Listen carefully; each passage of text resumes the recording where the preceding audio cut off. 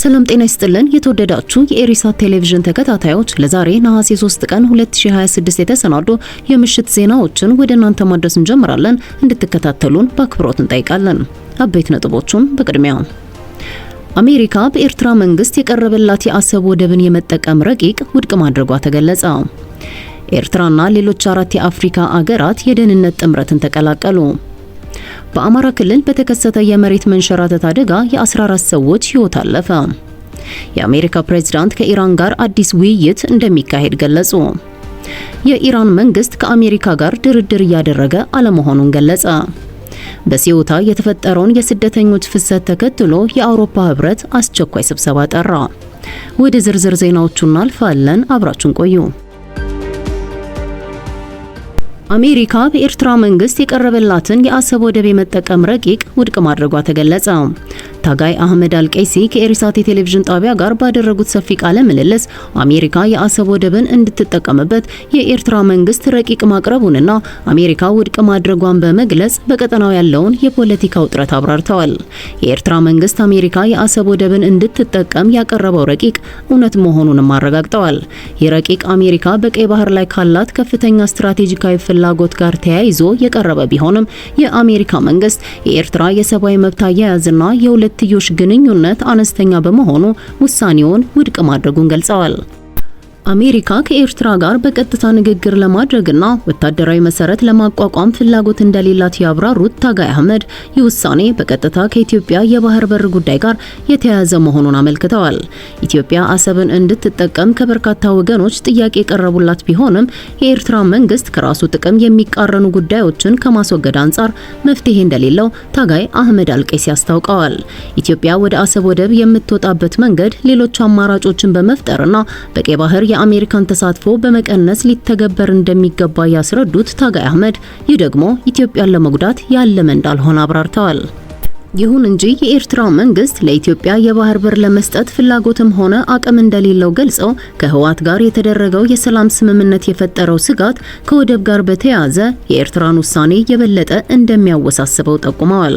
ታጋይ አህመድ አልቀይሲ በቃለ ምልልሳቸው በቀይ ባህርና በሰሜን ምስራቅ አፍሪካ ያለውን የፖለቲካ ውጥረት አስመልክተው አጥብቀው አስጠንቅቀዋል።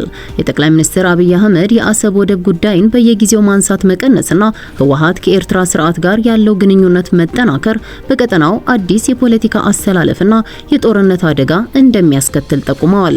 በኢትዮጵያ ውስጥ የሚታየው የብሔር ውጥረት በተለይም በኦሮሚያና በአማራ መካከል ያለው አለመግባባት በቀጥታ በጎረቤት ሀገራት ላይ ተጽዕኖ እያሳደረ መሆኑን አስረድተዋል። በኤርትራ ያለው ኢኮኖሚያዊና ማህበራዊ ቀውስ ደግሞ ይህንን ውጥረት የበለጠ እንደሚያወሳስበው ገልጸዋል። በሌላ በኩል በኤርትራ ያለው አምባገነን አስተዳደርና ህዝብ ላይ የሚፈጸመው አረመኔያዊ ግፍ በኢትዮጵያ የወደብ ጉዳይ ላይ ያለውን ውሳኔ የበለጠ እንደሚያወሳስበው ተናግረዋል። ኤርትራ የተገነባችው በኢትዮጵያ ነው የሚባለው ንግግር መቆም እንዳለበት ያሳሰቡት ታጋይ አህመድ የኤርትራ መንግስት የህዝብን አስተያየት በማዳመጥና ዲሞክራሲያዊ መብቶችን በማክበር ካልሆነ በቀር በቀጠናው የተፈጠረውን ውጥረት ሊፈታ እንደማይችል አስረድተዋል። ከሰውራ ትምህርት ቤት ምስረታ ጋር በተያያዘ ማብራሪያ የሰጡት ታጋይ አልቀይሲ ከዚህ በፊት ከነባር አባላት አንዱ እንደነበሩ አስተውሰው አሁን ግን ያ ስርዓት አገልጋዮችን የሚያፈራበት እንደሆነ ገልጸዋል።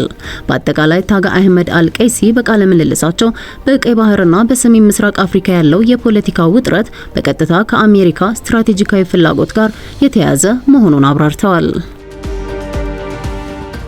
ኤርትራና ሌሎች 4 የአፍሪካ ሀገራት የደህንነት ጥምረትን ተቀላቀሉ።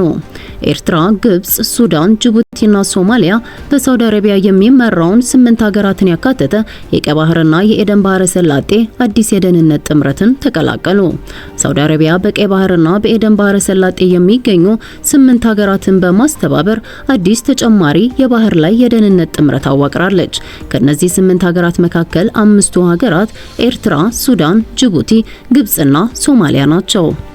የታቀደው ህብረት ሳውዲ አረቢያን፣ ዮርዳኖስን፣ የመንንና 5ቱን የአፍሪካ ሀገራት ያካተተ ነው።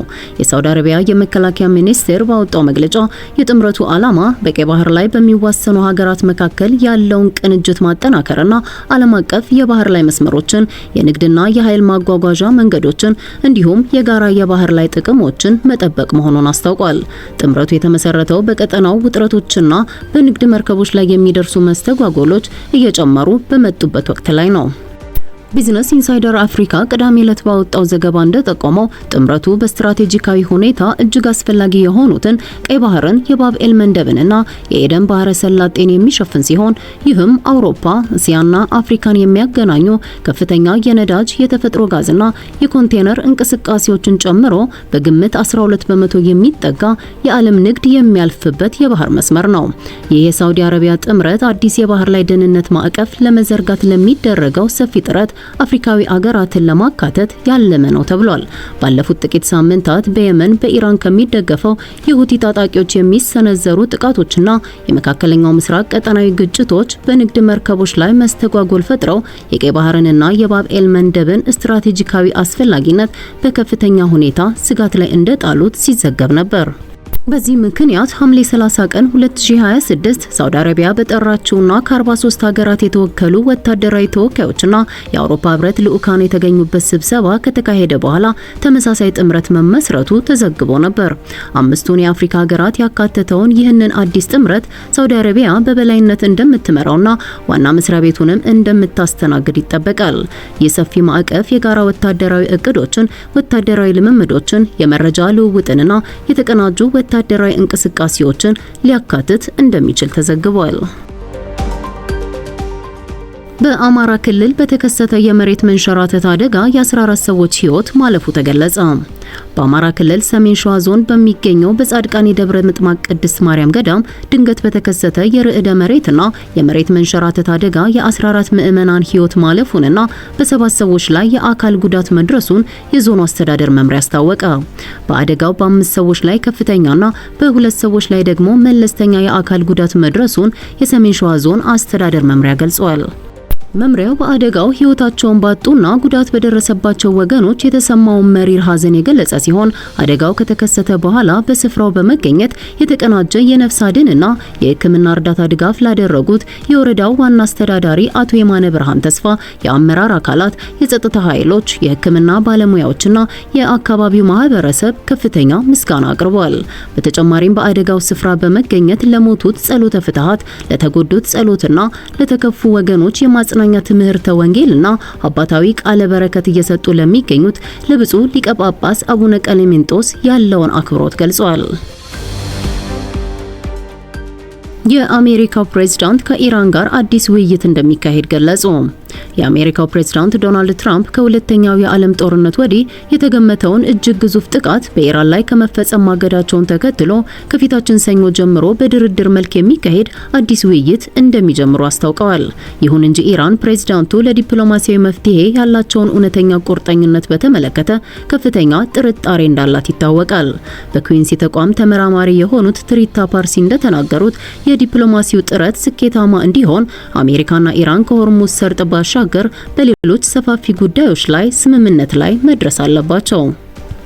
የሆርሙዝ የውሃ መስመር ጉዳይ አንዱና ወሳኙ አካል መሆኑን የጠቀሱት ፓርሲ ባለፈው ሰኔ ወር በአሜሪካና በኢራን መካከል የተፈረመው የመግባቢያ ሰነድ በመላው ቀጠናው ተኩስ አቁም እንዲደረግ የሚጠይቅ እንደነበር አስታውሰዋል።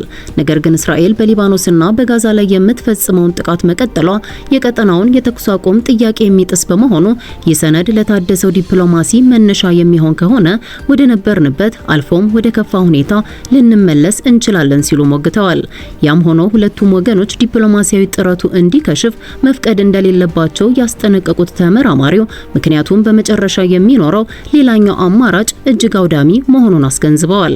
አክለውም ፕሬዚዳንት ትራምፕ በእርግጥ ምንም አይነት ወታደራዊ አማራጭ እንደሌላቸው ራሳቸውን እስካላሳመኑ ድረስ ለዘላቂ ስምምነት ይቆማሉ ብላ ቴህራን ስለማታመን ለዲፕሎማሲ ያላቸውን ታማኝነት አሁንም በጥርጣሬ እንደምትመለከተው ፓርሲ አስረድተዋል። የኢራን መንግስት ከአሜሪካ ጋር ድርድር እያደረገ አለመሆኑን ገለጸ። የኢራን ውጭ ጉዳይ ሚኒስቴር በአሁኑ ወቅት ከአሜሪካ ጋር እየተካሄደ ያለ ድርድር የለም ሲል ዛሬ ነሐሴ 3 2026 በሰጠው መግለጫ አሳወቀ።